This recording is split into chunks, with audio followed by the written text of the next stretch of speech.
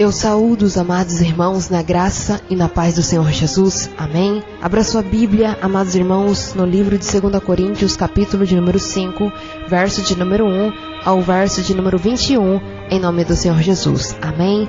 A palavra de Deus assim nos diz, no capítulo de número 5, porque sabemos que se a nossa casa terrestre deste tabernáculo se desfizer, temos de Deus um edifício, uma casa não feita por mãos, eterna nos céus. E por isso também gememos, desejando ser revestidos da nossa habitação, que é do céu. Se todavia, estando vestidos, não formos achados nus, porque também nós, os que estamos neste tabernáculo, gememos carregados, não porque queremos ser despidos, mas revestidos, para que o mortal seja absorvido pela vida. Ora, quem para isto mesmo nos preparou foi Deus, o qual nos deu também o penhor do Espírito, pelo que estamos sempre de bom ânimo, sabendo que enquanto estamos no corpo, vivemos ausentes do Senhor, porque andamos por fé e não por vista, mas temos a confiança e desejamos antes deixar este corpo para habitar com o Senhor, pelo que muito desejamos também ser-lhe agradáveis, quer presentes, quer ausentes, porque todos devemos comparecer ante o tribunal de Cristo, para que cada um receba segundo o que tiver feito por meio do corpo, ou bem ou mal, o ministério da reconciliação. Assim que, sabendo o temor que se deve ao Senhor, persuadimos os homens à fé, mas somos manifestos a Deus. Espero que nas vossas consciências sejamos também manifestos, porque não nos recomendamos outra vez a vós, mas damos-vos a ocasião de vos gloriardes de nós, para que tenhais que responder aos que se gloriam na aparência e não no coração. Porque se enlouquecemos é para Deus, e se conservamos o juízo é para vós, porque o amor de Cristo nos constrange, julgando nós assim, que se um morreu por todos, logo todos morrerão. E ele morreu por todos, para que os que vivam não vivam mais para si, mas para aquele que por eles morreu e ressuscitou. Assim que daqui por diante a ninguém conhecemos segundo a carne, e ainda que também tenhamos conhecido Cristo segundo a carne, contudo agora já não conhecemos deste modo. Assim, se alguém está em Cristo, nova criatura é, e as coisas velhas já se passaram, e eis que tudo se fez novo. E tudo isto provém de Deus, que nos reconciliou consigo mesmo por Jesus Cristo, e nos deu o ministério da reconciliação. Isto é de Deus, estava em Cristo reconciliando consigo o mundo, não lhes imputando os seus pecados, e pôs em nós a palavra da reconciliação, de sorte que somos embaixadores da parte de Cristo, como se Deus por nós rogasse. Rogamo-vos, pois da parte de Cristo, que vos reconcilieis com Deus. Aquele que não conheceu o pecado, o fez pecado por nós, para que nele fôssemos feitos justiça de Deus. Amém? A palavra do Senhor neste capítulo, amados irmãos, Paulo explica em mais detalhes o que acabou de dizer em 2 Coríntios, capítulo 4, verso 16 a 18. O corpo humano, como uma casa demolida ou uma tenda desmontada, será destruído, ao menos que o arrebatamento preceda a morte. A habitação futura do cristão, seu corpo ressurreto, é uma nova criação de Deus e é eterna. Os sofrimentos fazem os cristãos gemerem, ansiando por seu futuro glorioso no céu. Romanos capítulo 8, verso 22 a 23. Não formos achados nu. Paulo esperava ansiosamente, não apenas pelo seu corpo ressurreto, mas também pela recompensa que receberia. O que o cristão faz com a salvação que recebe determina o que irá vestir quando estiver reinando com Cristo. A experiência futura do cristão é chamada de vida eterna, significando a experiência plena da vida em Cristo. Está determinada pelo modo como vivemos atualmente. 2 Coríntios capítulo 4, verso 17.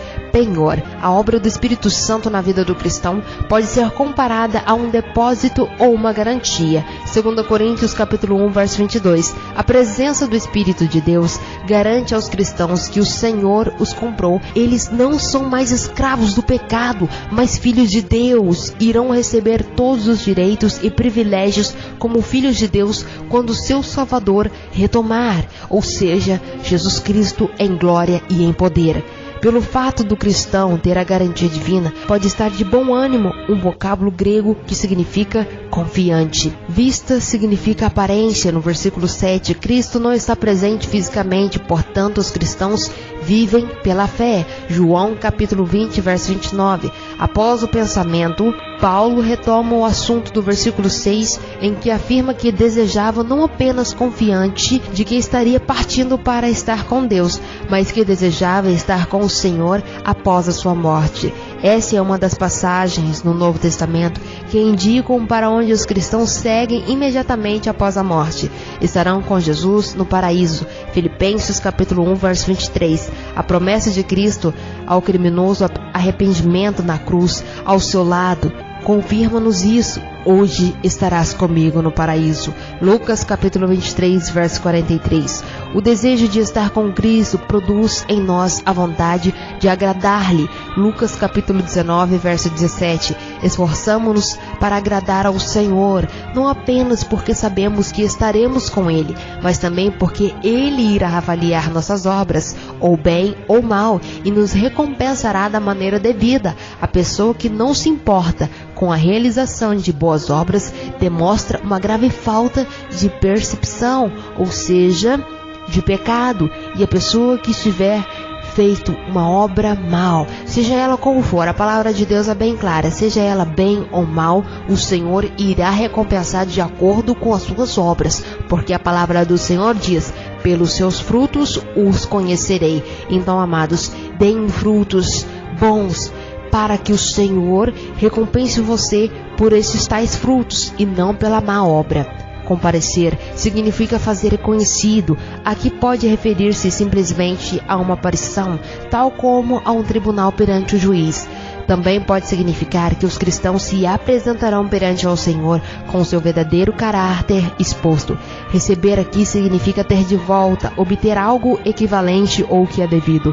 O cristão ou será aprovado ou reprovado por Deus. 2 Coríntios capítulo 3, Lucas capítulo 19, verso 11 a 26, 1 Coríntios capítulo 3, verso 14 a 15, e 1 João capítulo 2, verso 28, e 2 João capítulo 7, verso 8. Esta verdade deveria mudar drasticamente a maneira como vivemos, pois todas as nossas ações serão avaliadas por nosso Mestre. Tomai cuidado, igreja, a palavra do Senhor está falando fortemente comigo e com você. Tomamos cuidado, porque o Senhor Deus irá nos avaliar cada coisa que fizermos para Ele, seja bom ou seja mal. Tanto a certeza do julgamento como do amor de Cristo por nós motivavam Paulo de proclamar a obra transformadora e reconciliadora de Cristo. A expressão que indica que este versículo 11 apresenta uma conclusão baseada no anterior. O temor que se deve ao Senhor é o medo de comparecer perante a Deus e ter a vida exposta e avaliada. A realidade de ter e de fazer um relato ao Senhor motiva Paulo a persuadir os seus ouvintes. Neste caso, os coríntios, de sua sinceridade e integridade como apóstolo.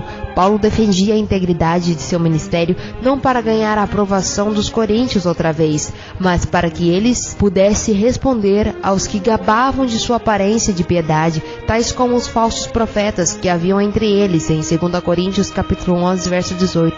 Ocasião aqui significa literalmente base de operações. Essa carta seria o alicerce ou base para aqueles que desejavam defender a autoridade e o ministério de Paulo na igreja de Corinto. Se Paulo estava louco ao expor-se aos perigos, era para Deus. Se conservava em juízo, era pelo bem dos coríntios e de outros que seriam salvos por Cristo. O fato é que a motivação do apóstolo no ministério era buscar a glória de Deus e o bem de seus semelhantes, e não a sua própria glória. Portanto, os coríntios poderiam defendê-los sem receios. A expressão do amor de Cristo pode significar o amor de Cristo por nós, e não o nosso amor por Cristo. A última parte do versículo indica que Paulo tinha a mente o primeiro sentido. Morreu por todos, diz a respeito à morte de Cristo, por todos os que nele creram. Todos morreram em Cristo. Morre-se para o pecado. Romanos capítulo 6, verso 1 a 14. Verso de número 15 indica que o propósito da morte de Cristo era possibilitar que as pessoas não mais vivessem para si mesmas, mas para Deus. O cristão não deve avaliar Cristo ou qualquer outra pessoa de acordo com a carne, ou seja, da maneira como as pessoas normalmente avaliam umas às outras. Em Cristo, Paulo apresenta os resultados da morte de Cristo a favor dos cristãos e da morte dos cristãos em Jesus. Pelo fato de estarem unidos com Cristo em sua morte e ressurreição, os cristãos participam da nova criação e recebem os benefícios de serem restaurados por Cristo à condição que Deus estabelecera em seu plano original. Gênesis capítulo 1, verso 26 e 1 Coríntios capítulo 15, verso 45 a 49. Tudo se fez novo. A vida do cristão deve mudar, porque ele está sendo transformado à semelhança de Cristo. 2 Coríntios capítulo 3, verso 18. Em vez de viver para si próprio, a nova criatura agora vive para Cristo. Em vez de avaliar os outros com base nos padrões deste mundo, os cristãos enxergam este mundo com os olhos da fé. Nos reconciliou consigo mesmo por causa da propiciação de Cristo e de ter satisfeito as exigências do Pai. Deus agora pode voltar-se para nós. Deus nos faz novas criaturas em Cristo e concede-nos o ministério da reconciliação, uma palavra que significa mudança de um relacionamento de inimizade para um relacionamento amistoso, pacífico. Aquele que foi reconciliado com Deus tem o privilégio de contar aos outros que eles também podem reconciliar-se com o Senhor. Deus pode mudar o seu relacionamento para conosco, porque os nossos pecados foram imputados a Cristo. O Senhor lançou os nossos pecados sobre Cristo, que nunca pecou, e a morte de Jesus em nosso lugar garantiu o perdão de nossos pecados. Ao crermos em Jesus, Deus imputa a justiça de Cristo a nós. A palavra da reconciliação que nos foi confiada consiste em pregarmos o Evangelho, contando às pessoas que Deus deseja restaurá-las a um relacionamento correto com Ele. Romanos capítulo 5, verso 8. Essas são as boas novas que todos precisam ouvir, que Jesus salva, liberta, restaura e que nos dará a salvação se confiarmos em crermos nele. Verso de número 20. Embaixadores são mais do que simples mensageiros, são representantes do soberano que os enviou. No Império Romano havia dois tipos de províncias, a senatorial e a imperial. As províncias senatoriais eram geralmente pacíficas e bem vistas por Roma, pois haviam se submetido ao governo romano e estavam sob o controle do Senado. As províncias imperiais, no entanto, haviam sido adquiridas mais à tarde e não eram tão pacíficas, por isso ficavam sob a autoridade do próprio imperador. A Síria, incluindo a Judéia, era uma província imperial e o imperador enviava embaixadores para governá-la e preservar a paz. Os cristãos haviam sido chamados por seu rei Cristo para servirem como embaixadores em um mundo que se rebelara contra Deus. No entanto, o Senhor deu aos seus representantes uma mensagem de paz e de reconciliação. Dessa maneira, os cristãos são embaixadores de Deus, cuja missão é conclamar as pessoas a reconciliarem-se com Deus e darem ouvidos à voz do Criador, que é perdoador. Aleluias. Não conheceu o pecado. Jesus nunca cometeu erro algum, amados. No entanto, morreu por nossos pecados, para que pudéssemos ser declarados justos ao sermos justificados por Ele, o justo. Amém? É isso que o Senhor Deus faz em nossas vidas através de Jesus Cristo quando cremos e aceitamos Ele como único e suficiente Salvador. Ele perdoa os nossos pecados e nos torna justos e santos, purificados diante da presença do Pai. Então, para que você, aleluias, nesse dia do julgamento, não seja condenado e lançado, aleluias, às trevas exteriores, você precisa crer na palavra de Deus, precisa aceitar Jesus para que Ele vos santifique, vos purifique e te torne justo perante ao Senhor Deus. Amém? Esta foi a palavra de Deus com a missionária Karina. Eu agradeço a rica oportunidade em nome do Senhor Jesus. Que a graça e a paz do Senhor Jesus, amados, habite sempre em nossos corações e reine, aleluias, entre todos nós, em nome de Jesus. Amém.